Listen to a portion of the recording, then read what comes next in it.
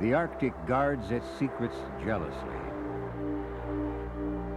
With each new spring, the thaw dissolves all traces of the previous season, erasing much that has gone before.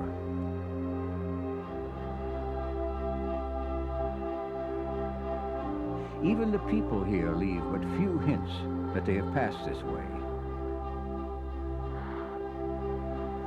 The Eskimos built no monuments, kept no written records of their civilization.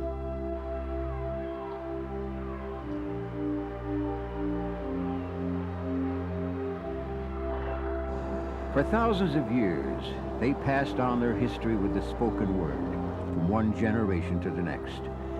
Their memory culture, as it has been called, survives to the present day.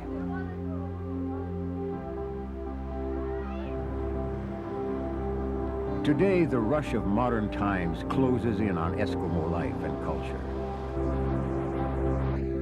Permanent housing has sprung up on the sites of what were nomadic winter campgrounds, and the Eskimos are now citizens of the nations that have taken away their ancestral lands.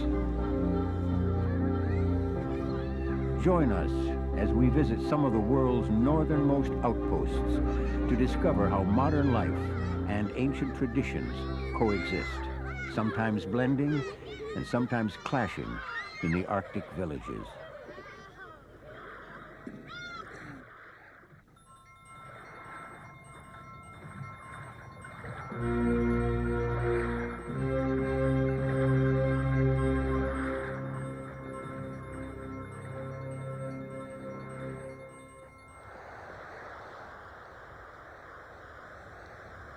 Some consider the Eskimos to be the first Americans. About 7,000 years ago, roaming bands of people from Siberia pushed into what is now Alaska in search of new hunting grounds.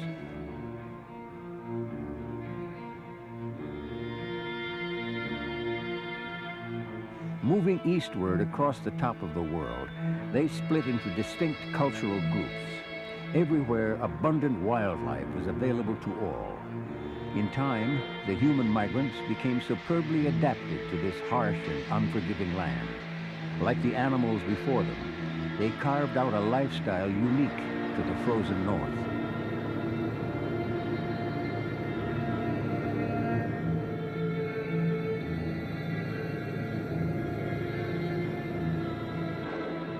They learned to live off the sea and developed a profound respect for the wilderness they embraced as their own.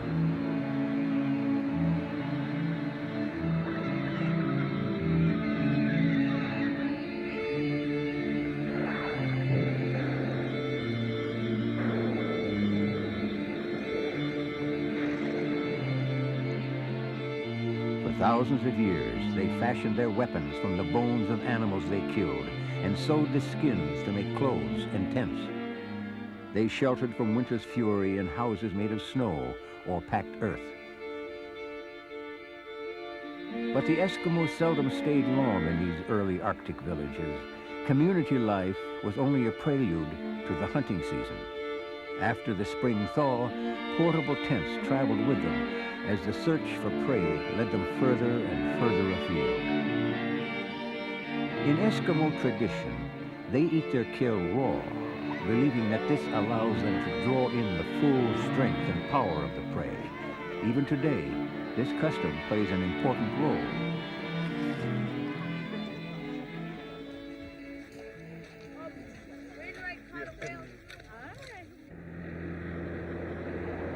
The whale hunt is not merely a way to obtain food, but also a cherished tradition steeped in ritual. The whale hunt is the Eskimos' ultimate collective experience. Throughout the long winters, planning for the hunt kindles the imaginations of old and young alike.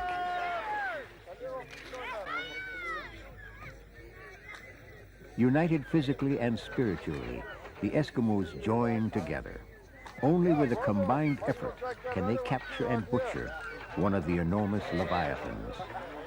The fruits of these labors are distributed to everyone, and it's a custom to take home gifts of meat and blubber to friends and relatives.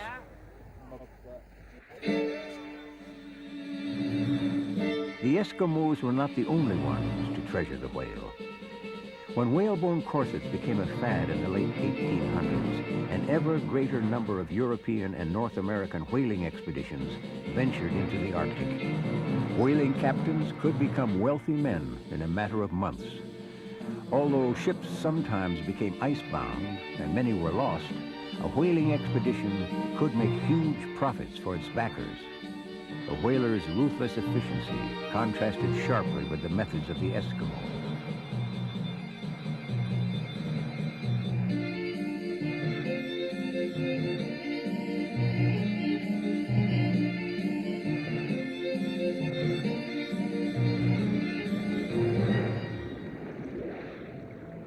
Despite this relentless plundering of their waters, the Eskimos received the outsiders readily. They learned the concepts of trade and barter, and soon found themselves hunting not for survival, but to cater to a growing demand for seal and polar bear skins. The firearms they received in return revolutionized their hunting. Villages began to spring up around trading posts, the only source of ammunition.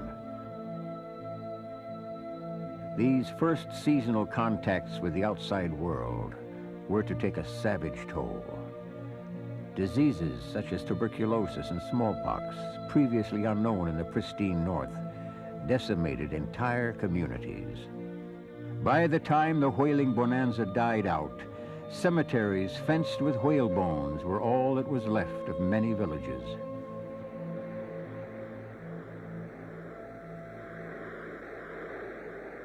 As the world moved into the 20th century, most outsiders were forced out of the Arctic by the same laws of supply and demand that had sent them there in the first place. A few solitary Eskimo hunters continued to serve a scattered network of trading posts, but the majority returned to the wilds, taking refuge in the security of their culture. It was as though the curtain had come down on the prologue of the region's exposure to the outside world.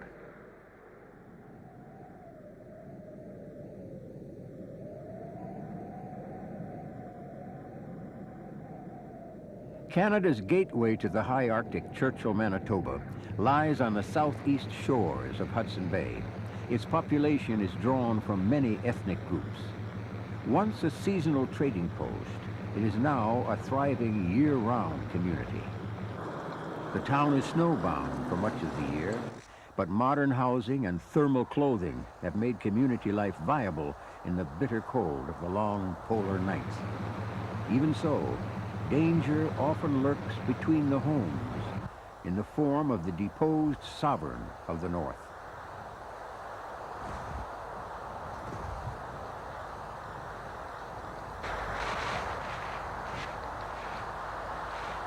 But once a year, the threat of the bears is outweighed by looming monsters and goblins. What you gonna make? For the children of Churchill, Halloween is a magical distraction from the tedium of winter darkness. It's like a baseball mitt. Daddy, on swing. No. With the town lying on a polar bear migratory route, adults never underestimate the dangers. Okay, come in. I have bad dreams about polar bears. Probably everybody does in Churchill. You get used to it. So you do things right so that, like, you don't go walking around at night, and like you have to change your lifestyle for the bears. Go ahead, make a face. There's usually cops patrolling the areas, like the streets, and there's game wardens going around, so it's really, I feel safe anyway, as long as I know that they're out there. Just a little while back, they got one over by the flats on the other side of town. 900 pounds. I don't want one of them chasing me. I want to keep the bears as far away from town as I can. They're just too big and too unpredictable.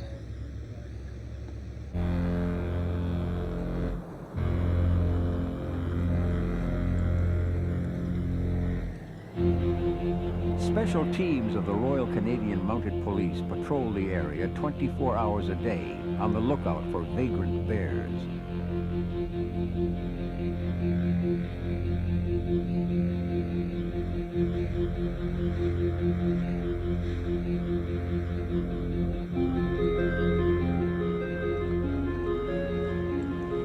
residents are encouraged to report all bear sightings, setting off a chain of events that have become a familiar scene in the Churchill night. The alert team seldom shoots to kill.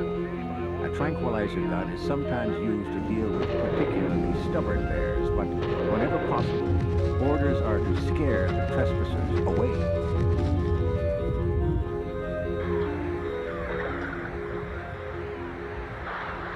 Several hundred miles further north, where bears are considered more prey than menace, no hunter will venture onto the ice without first checking carefully for signs of their presence.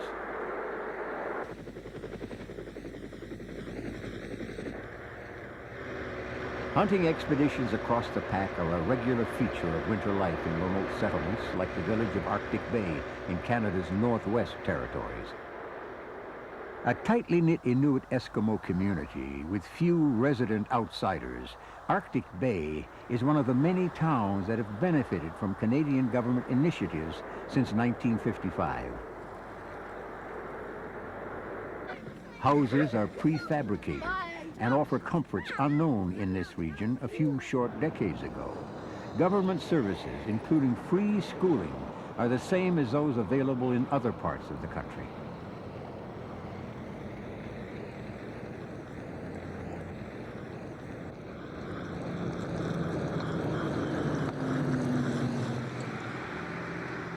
Not far from the village lies the Nanisivik Zinc Mine. This somber industrial presence is part of a program to develop the Arctic's vast mineral resources. Here, the might of heavy industry is pitted against the unyielding permafrost. Workers brought in from the south live in the mine's temporary village. An airport with a runway long enough for jets handles scheduled passenger flights connecting to Montreal. The zinc is shipped out by sea, and a freighter line completes the link with the outside world. Culturally, the mine and the town are worlds apart. Bilingual signs indicate an official commitment to preserve the Inuits' identity. But Eskimos are not a mining people, and consequently, the area holds few jobs for them. Public health programs have dramatically reduced the number of deaths from diseases, and the population is on an upswing. But outside the economy of the mine, life offers few frills. Most people in Arctic Bay live on unemployment benefits, old age pensions, or Social Security. Concerned that new generations will turn their backs on traditional values, the elders strive to keep old ways alive.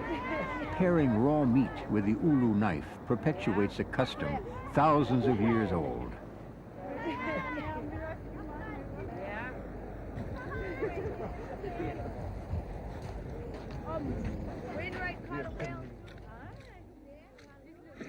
A short plane ride to the north, another Arctic village has sprung up on Cornwallis Island. Ice-free during the summer months, this rugged area hosts the headquarters of a Canadian government project that attracts scientists from all over the world.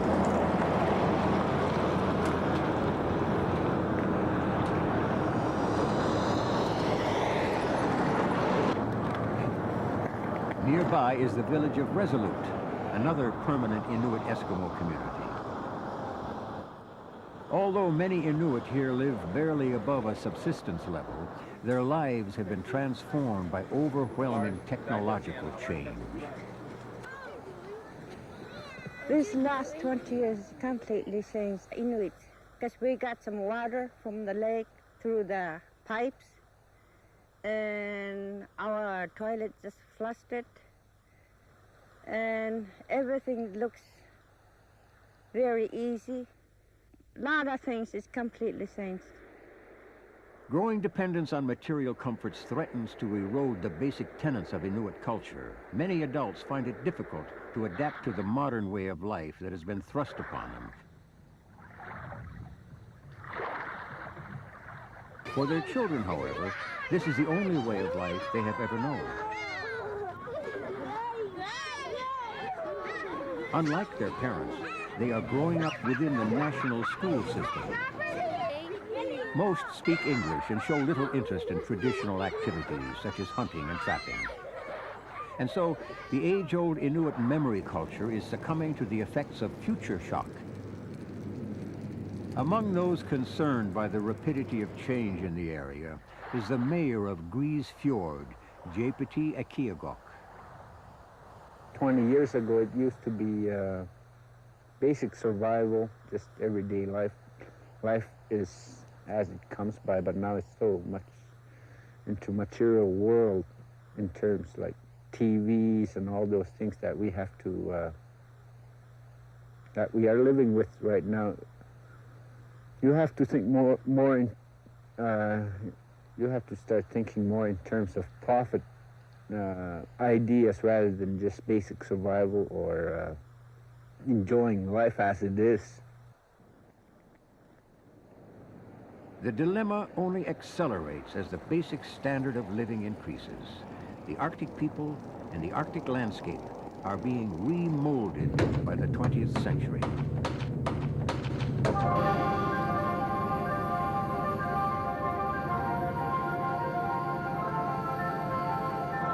In 1968, the discovery of oil in Alaska's Prudhoe Bay brought change on an unprecedented scale to the region's Inupiat estate. Although only 2% of oil jobs are held by indigenous Alaskans, they have profited enormously through astute handling of land claims. In 1971, they were awarded over $900 million, as well as rights to 44 million acres of surface and subsurface land. In addition, they won the right to tax oil company profits.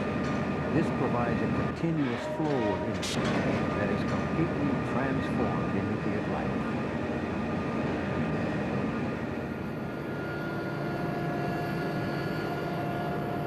Today, the most modern Inupiat community is Barrow, Alaska, America's northernmost town.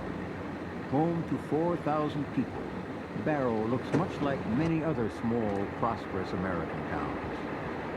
Its inhabitants, oil Eskimos as they've been called, are completely at home with a cash economy. The local supermarket, with its gourmet specialties and fast food counter, is a far cry from the trading posts of less than half a century ago. Almost every item is flown in, and high prices are the town's scourge. Food items can cost up to 4 times the average national price. Without their oil income, most families could never afford weekly grocery bills, let alone the cost of heating an average-sized home, which can reach an astronomical $1,400 per month.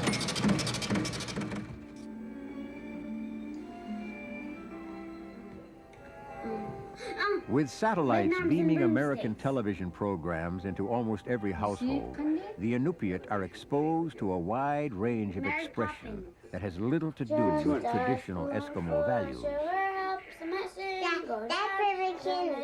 Fearing that their own culture may soon be irrevocably lost, the Inupiat have started their own television station, now in the vanguard of the movement to safeguard their language.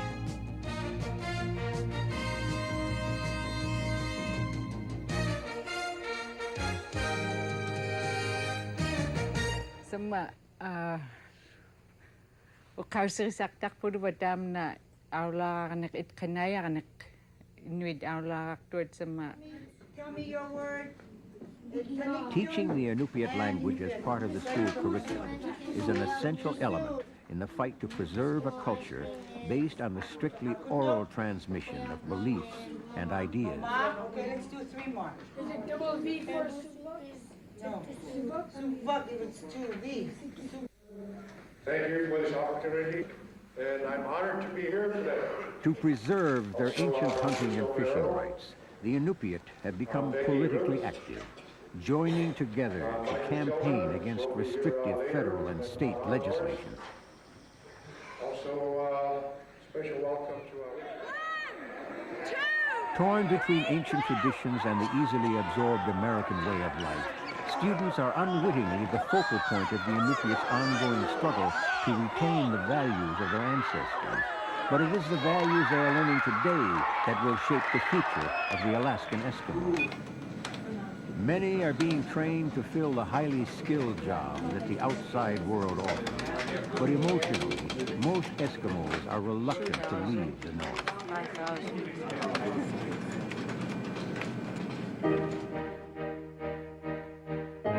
Over 75 miles to the west of American consumerism, on the Siberian shores of the Bering Strait, lies the Arctic village of Sireniki, the home of the Chukotka Eskimos.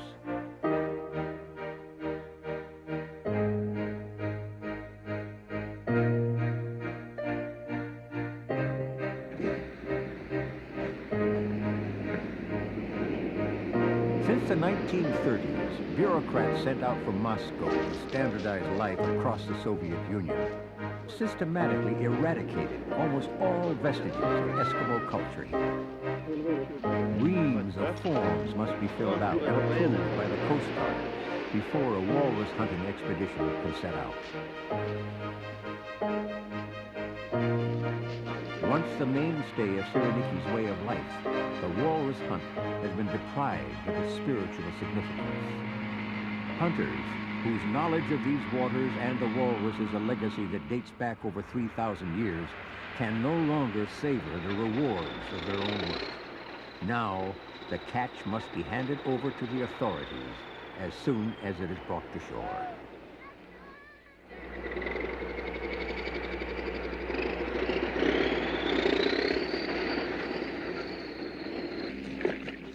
The carcass is cut up and weighed, and then sent to the local fur farm as feed for gray foxes. The local workforce receives its assignments daily, with hunting, fishing, and trapping considered jobs like any other. One of the features of the village economy is that there is, in theory, no unemployment. But when conditions make hunting impossible, many Eskimos prefer to forsake a day's pay rather than accept menial labor.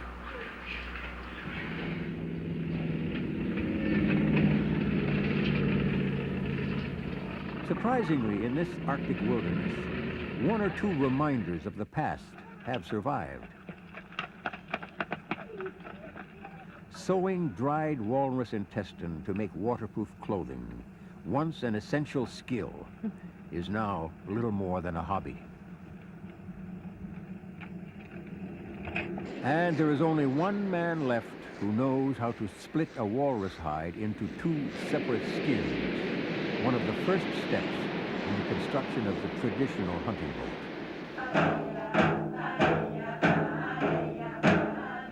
In Sireniki, the older generation has remained the sole guardian of Eskimo heritage. But will these children treasure the memory of the dances their grandparents taught them, and one day pass these down to their own grandchildren? Or is this bond with their ancient heritage destined to be broken forever?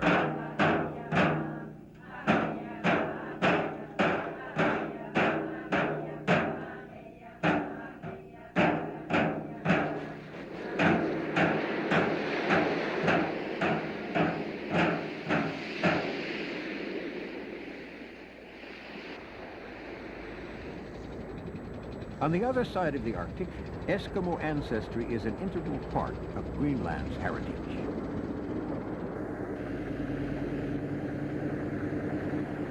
In the shadow of the giant Kengia Glacier, where many of the world's largest icebergs are spawned, and cascades of fresh water feed rich shrimping grounds, nestles the town of Ilulissat. This picturesque fishing village is a rare example of almost perfect cultural integration.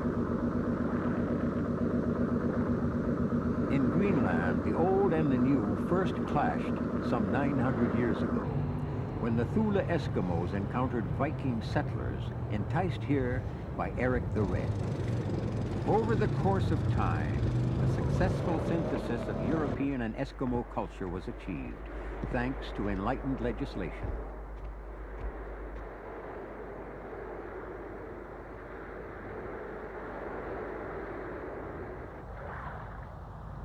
It is an easy and comfortable blending, Scandinavian architecture is the backdrop for Eskimo sled dogs and meat drying in the summer sun.